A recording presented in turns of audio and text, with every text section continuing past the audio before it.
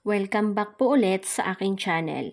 Mga ka-spell, panibagong araw, panibagong simpleng gabay na naman ang aking ituturo sa inyo na ritual na pamamaraan upang makatulong sa iyo. At kung kayo ay bago sa channel ko, ay huwag niyo pong kalimutang mag-subscribe at pindutin ang notification bell upang sa ganon ay update tayo lagi sa laman ng aking mga videos. Ikaw ba ay hindi na niya pinupuntahan o tinatawagan at hindi ka na mahalaga sa buhay niya? Nawalan na siya ng tuluyan ng gana sa'yo na kausapin o makita ka man lang.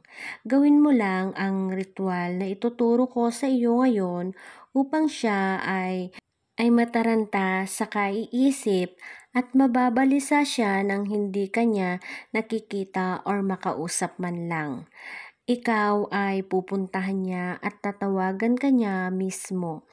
At dapat kayo din ay naniniwala sa mga ganitong ritual o pamamaraan para sa taong iyong minamahal na ayaw mong mawala sa iyo. Pwedeng gawin ito sa kahit na anong oras o araw na gusto nyo, at pag nagawa mo ang ritual na ito ay huwag mong isipin o baliwalain mo lang ito, hayaang kusang tumalab agad ito sa taong target mo. At nang sa ganon ay magulat ka na lamang sa magiging resulta nito.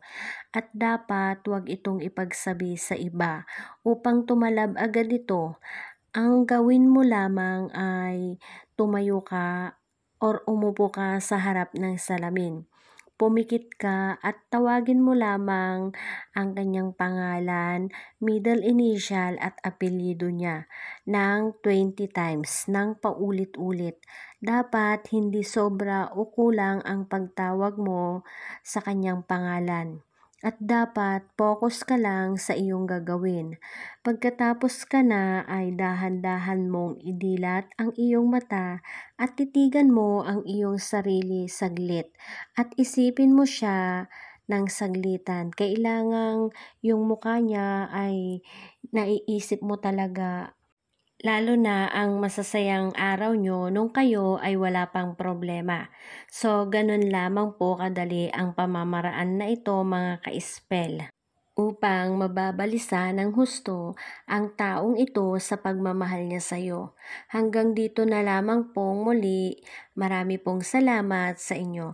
Hanggang sa mga susunod pa pong videos, basta't wag lang pong kalimutang mag-subscribe at i-hit ang notification bell nang sa ganon ay mauna ka lagi sa laman ng aking channel.